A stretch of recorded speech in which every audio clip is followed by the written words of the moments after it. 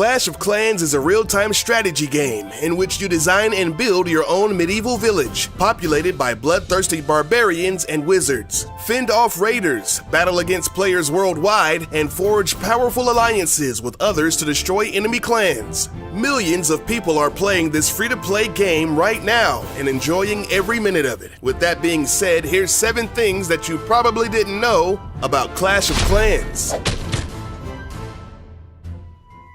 The creator of the game is Supercell. The company was founded in Finland in 2010. They are responsible for the hit games Boom Beach, Heyday, and Clash Royale. Supercell is valued at over $5.5 billion.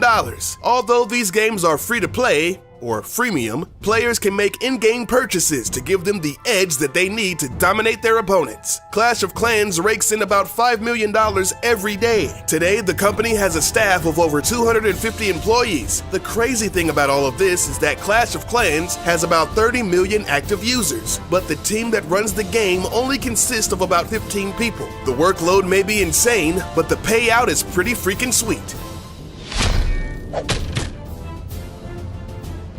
Surprisingly, the game earns most of its revenue from the top 10% of players. Elite players know that the only way to stay on top is to shell out some big bucks. Players are incentivized to pay for wall upgrades, gold, elixir, and expensive archer towers, because if they leave their bases unattended in real time, other players can come along and attack them while they're away, losing trophies and resources. A Clash of Clans player named Panda spent over $7,000 in a single month, and at one time, top Clash of Clans player Jorge Yao spent $250 a week on gems.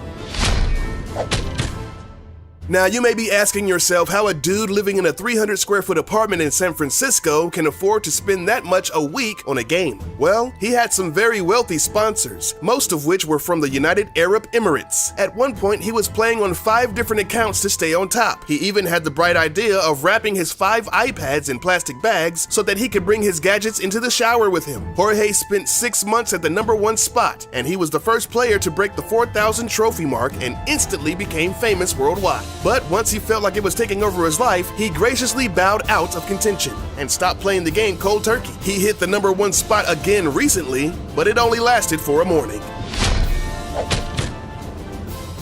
With all this cash flying around, you may be wondering, what do they do with all that money?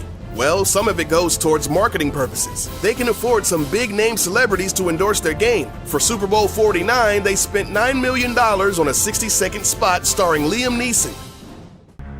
I can't wait to destroy your village while you beg for mercy, but you will get no mercy. I will have my revenge. Liam? I was going for Liam? Over here. This ad was the most watched commercial on YouTube in 2015. At the time of this video, it has around 117 million views. Supercell even got Christoph Waltz, the Bond villain himself, to play in a series of commercials. One even featured the late-night sensation James Corden. But not only do celebrities appear in their commercials, they also play the game. Jeremy Lin, Daniel Craig, and Mr. T, just to name a few. Oh, and don't forget about John Cena! But seriously, he does play. Speaking of Mr. T, Supercell is obviously fans of the Fool Pitier himself. So much so that the Pig Rider is modeled after him. The distinctive mohawk and beard is a dead giveaway. The only difference is the voice. Now you got me.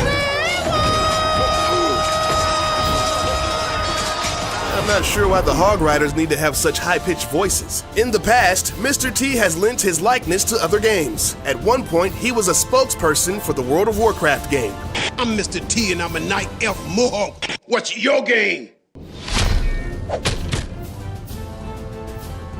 Another highly beloved character of the game is the Pika. This seemingly unstoppable force has the strongest armor of any elixir-based troops and the highest damage of any normal unit in the game. The letters P-E-K-K-A don't officially stand for anything in particular. Supercell held a Facebook contest in August of 2012 to see who could come up with the best written-out name for Pika, as judged by the number of likes. The name, Perfect Enraged Knight Killer of Assassins, was the winner. But what is a Pika? A knight? A samurai? A robot? No one knows. But the mysterious and dangerous Pika is a girl. On one of the loading screens, there's a tip that reads, "The armor on Pika is so heavy that spring traps do not work on her." Now, some may say that calling a Pika a her is the same as christening a ship as a she, but honestly, at the end of the day, it doesn't matter what gender Pika is. It's still badass. One of the best features people respect about this game is the personal break timer. Basically, if you're playing the game non-stop for an ungodly amount of time, let's say 6 hours, the game automatically kicks you out and makes you take a break, sort of like a cooldown period. Folks have speculated that Supercell did this to deter people from using game-cheating bots, allowing them to stay online and protect their defenses 24/7. But most people think that it's just so people don't die while playing video games. Over the last decade, there have been dozens of well-documented cases of people succumbing to exhaustion, dehydration, and even cardiac arrest while playing non-stop for days on end. Dude, your castle's getting ready. Oh my god! Thanks for watching. We hope you enjoyed this video. If you did, then please leave a thumbs up. Next time you see your buddies, you can blow their minds with some of these amazing facts.